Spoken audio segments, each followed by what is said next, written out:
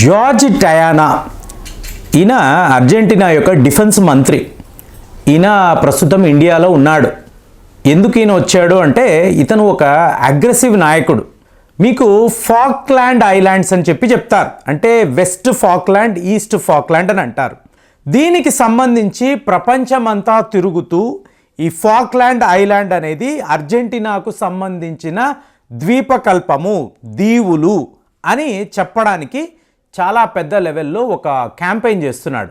మరి ఇతను ఇండియాకు వచ్చి ఇదే క్యాంపెయినే చేస్తున్నాడా అంటే మీకు చూడండి, అర్జెంటీనాకు ఇవాళ 12 హిందుస్థాన్ ఏరోనాటిక్స్ లిమిటెడ్ తయారు చేసిన తేజస్ మార్క్ 1A అనబడే యుద్ధ విమానాలు కావాలి. అలాగే మీకు లైట్ కాంపాక్ట్ హెలికాప్టర్స్ ప్రచండ అంటారు. సో వీటిని కూడా వీళ్ళు మన దగ్గర కొనడానికి సిద్ధముగా ఉన్నారు. మీరు గమనించారంటే భారతదేశానికి సంబంధించిన న్యూస్ ఏజెన్సీస్ ఈ వార్తను వీళ్ళు కన్ఫర్మ్ చేస్తున్నారు. అంటే ప్రభుత్వం వైపు ఖచ్చితంగా అర్జెంటీనా ఈ విమానాలను, అంటే ఈ యుద్ధ వాహనాలను ఇండియా దగ్గర కొనబోతున్నారు అనేది చాలా పెద్ద న్యూస్. ఎందుకు అంటే ఇండియా ఎప్పుడూ కూడా ఒక ఇంపోర్టింగ్ కంట్రీ. మీకు ఇంకా చెప్పాలంటే దువ్వెన్లు, షూలు, బెల్ట్లు వీటిని కూడా చైనా దగ్గర తెప్పించుకున్న ఒక సందర్భం కూడా ఇండియాలో ఉంది. ఏంటి, మీకు దువ్వెన్లు తయారు చేయడానికి కూడా ఇక్కడ ఫ్యాక్టరీలు లేవు. సో అలాంటిది ఇవాళ మీరు ప్రపంచ స్థాయిలో అత్యుత్తమమైన యుద్ధ విమానాలను మీరు ఎక్స్పోర్ట్ చేయబోతున్నారు అంటే ఇదేమి మామూలు విషయం కాదు.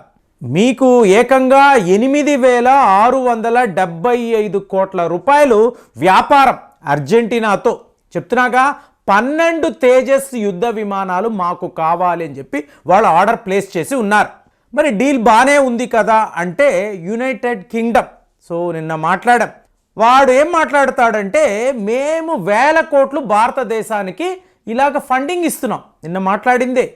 కానీ చూడండి, వీళ్ళు మా దగ్గర యునైటెడ్ కింగ్డమ్ దగ్గర యుద్ధ విమానాలు కొనకుండా ఫ్రాన్స్ దగ్గరికి వెళ్ళి రాఫెల్స్ కొన్నారండి.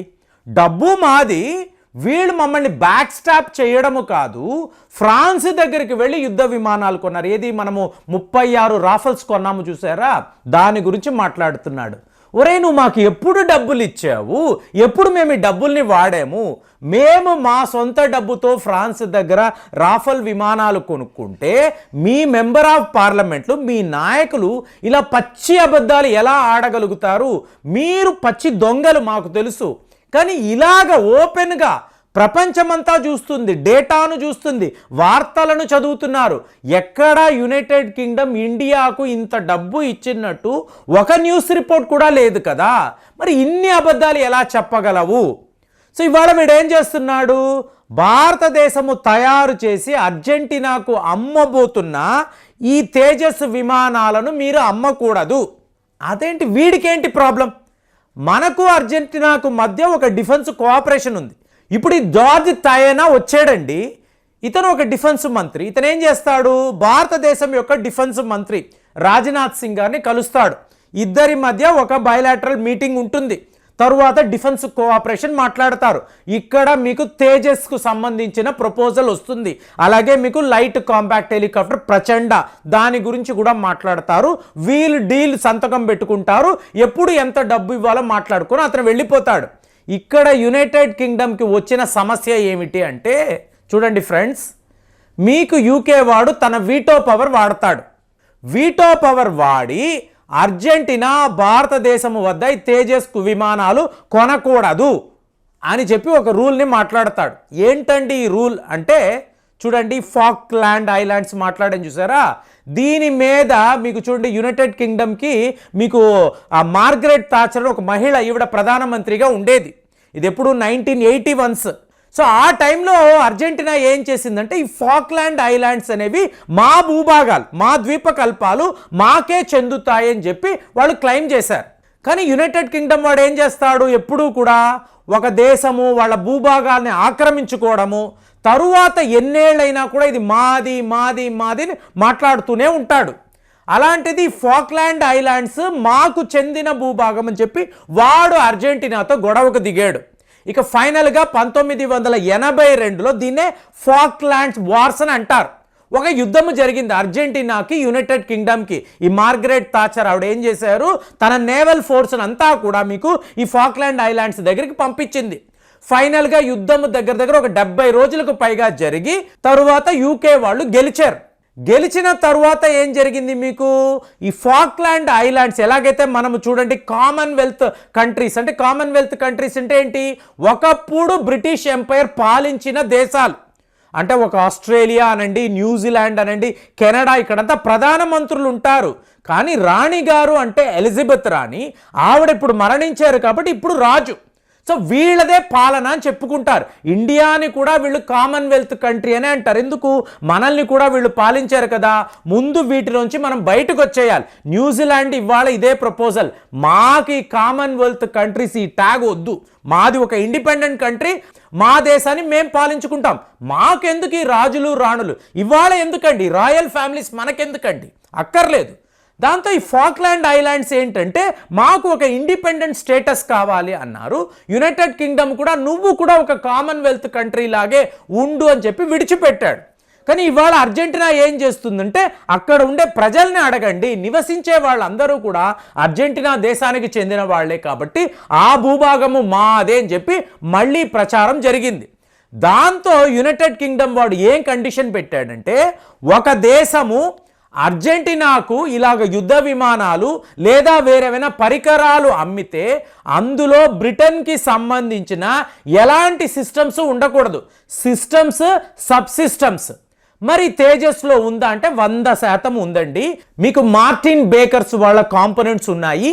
BAE సిస్టమ్స్ వాళ్ళ పరికరాలు మనము తేజస్లో అమర్చాం. మీకు వందల మీకు పరికరాలు ఉంటాయి.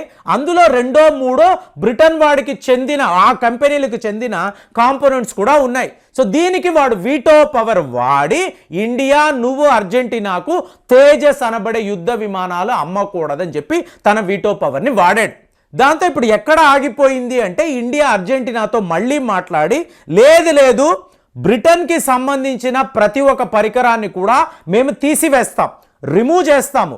మా దగ్గర ఉండే అంటే వేరే దేశాలు ఫ్రాన్స్ అనండి, రష్యా అనండి, అమెరికా అంటే వీళ్ళ దగ్గర ఉండే కాంపోనెంట్స్ని అమర్చి మీరు అడిగిన 12 యుద్ధ విమానాలను ఇమీడియట్గా మీకు మేము సప్లై చేస్తామని చెప్పి ఇప్పుడు ప్రస్తుతం ఇండియాలో ఉండే ఈ డిఫెన్స్ మంత్రితో మనం మాట్లాడాం. మరి అర్జెంటీనా ఇంత డెస్పరేట్గా ఉందా అంటే అర్జెంటీనా దగ్గర మంచి యుద్ధ విమానాలు లేనేలేవండి. దీనికి ఒక అద్భుతమైన కథ చెప్తారు చూడండి. 2016లో మీకు బారక్ ఒబామా అర్జెంటీనా దేశానికి పర్యటన కోసం ఆయన బయలుదేరినప్పుడు మామూలుగా మీకు ఏం జరుగుతుందంటే ఈ హోస్ట్ నేషన్ ఏదైతే ఉందో వాళ్ళ ఎయిర్ ఫోర్స్ను ఎయిర్ ఫోర్స్ 1కి మీకు సెక్యూరిటీకి పంపాలి, అంటే ఎస్కాట్ ప్లేన్స్గా పంపాలి. కానీ అర్జెంటీనా దగ్గర అలాంటి విమానాలు లేవు. దాంతో ఎయిర్ ఫోర్స్ 1కి సంబంధించిన అధికారులు ఏంటంటే మీకు అమెరికా నుంచి F-16 విమానాలను పంపించారు. ఏంటి, మీకు హోస్ట్ కంట్రీ దగ్గర విమానాలు లేవనేది rarest of the rare cases. Argentina దగ్గర లేకపోవడంతో F-16 విమానాలు ఎయిర్ ఫోర్స్ 1కి ఎస్కాట్స్గా వచ్చి అలాగ బారక్ ఒబామా ఈ అర్జెంటీనా ట్రిప్పును సక్సెస్ఫుల్గా కంప్లీట్ చేయగలిగాడు. సో ఇలాగ అర్జెంటీనాకు కావలసిన యుద్ధ విమానాలు మీకు ఇండియా ఇవ్వబోతుంది. కానీ ఇందులో యునైటెడ్ కింగ్డమ్కి సంబంధించిన పరికరాలు ఉండవు. ఇది యూకేకి నచ్చదు. ఓహో, ఇలా చేసి కూడా నువ్వు అర్జెంటీనాకి యుద్ధ విమానాలు, హెలికాప్టర్లు అమ్ముతావా? నువ్వు బ్యాక్ స్టాబింగ్ చేయడములో మాస్టర్. మా డబ్బుతో నువ్వు ఇంతలాగా ఎదిగిపోయి ఇప్పుడు మమ్మల్ని ఇలా ఇబ్బంది పెడుతున్నావని మళ్ళీ యునైటెడ్ కింగ్డమ్ నుంచి ఇండియాకు వ్యతిరేకంగా మీకు కథనాలు వస్తాయి. మళ్ళీ నేను మిమ్మల్ని ఇదే అడుగుతున్నాను. ఇవాళ ఇండియన్ ఎకానమీ అనేది, జీడిపి అనేది బ్రిటన్ కన్నా చాలా హై లెవెల్లో ఉంది కదా. దీన్ని వాడు తెలుసుకోకుండా మాట్లాడుతున్నాడా? వాళ్ళు ఇంత మూర్ఖులా? మీరు చెప్పండి. అసలు మీ అభిప్రాయాలు ఎలా ఉన్నాయో తెలియజేయండి. మళ్ళీ వచ్చే వీడియోలో కలుద్దాం. జై హింద్.